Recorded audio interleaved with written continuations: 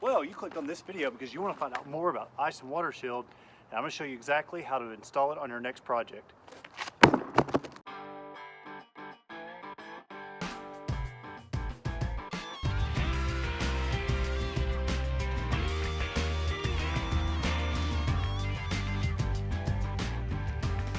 All right, before we get too far into the video, I want to tell you a little bit about myself.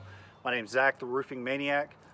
I'm a licensed general contractor and roofing contractor in over 9 states. I'm also the owner of Digital Roofing Innovations, and I'm a U.S. military veteran.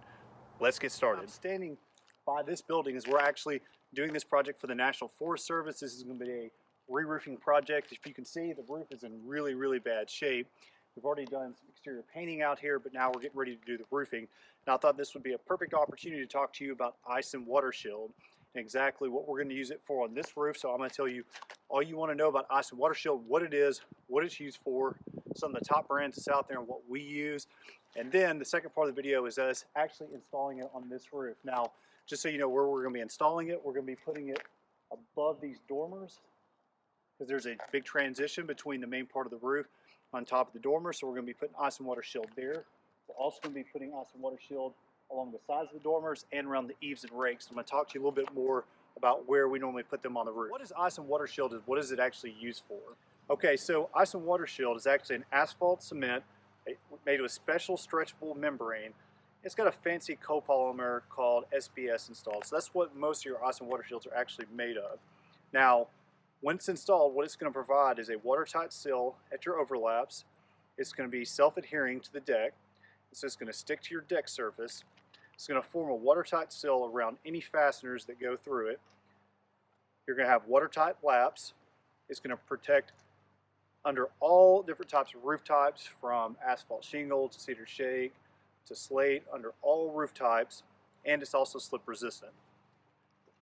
So typically, where are you going to see Ice and Water Shield installed? Well, typically on just about any roofing system, and again, when we're talking about a slope roofing system like you have here, you're going to see Ice and Water Shield is installed along the eaves and the rakes of the building or the perimeter. At any transition points, you're going to see it used in the valleys, and then also around any penetrations. That's what we use Ice and Water Shield for. Now, on this particular project, we're not going to be able to put it in any valleys because we don't have any, but you will be able to see it get installed around the penetrations, around the eaves and the rakes of the roof, and around the transition around the dormers. Okay, enough of me talking. Let's go ahead and watch this actually get installed on our roof. So as you can see, the Ice and Water Shield getting installed on the roof right around the eaves here. The Ice and Water Shield needs to be installed right along the bottom of the eave, and typically it's going to be 3 feet up or just one roll out of your roll of Ice and Water Shield. You're going to see this also on your rakes. Some places in the north where it's really, really cold, they actually require 6 feet, so that would be 2 rolls.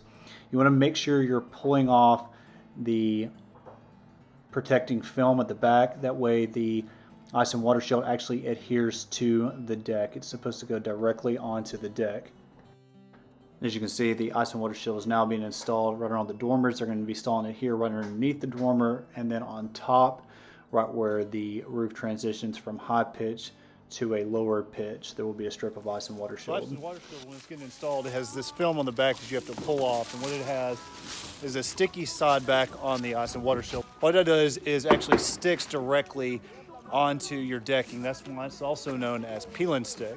So again, on this project, we're installing it 3 feet, 1 row, right above the eaves of the roof. Now the last place that we're going to put Ice and Water Shield on this particular roof is around the chimney, because that is the only penetration that we have on the roof. Now, if you have any boots or any other penetrations, I highly recommend using Ice and Water Shield. Now, since we couldn't show you valleys on this particular roof, I figured I would show you in some diagrams. So valleys is where 2 roof planes come together and form a V shape. That is a valley. And as you see in these photos, typical roofers now are using Ice and Water Shield in the valleys instead of the classic metal flashing in the valleys. All right, so I wanted to show you in person about how we actually use Ice and Water Shield on real projects. So you saw us put it on the eaves and rakes of the roof. You saw us use it on the chimney. That's flashing here. That's our penetration. That's all we have on this particular project. And then on the dormers, on the transition down from where the roof goes from steep to low pitch right on top of the dormers. Now again, I couldn't show you any of the valleys, but I did provide some pictures for that through the video so you can see where ice water shield are used on the valleys. Well guys, I hope you enjoyed the video and this was really helpful for you. If you liked the video and it helped out, please give us a thumbs up. It really helps out the channel.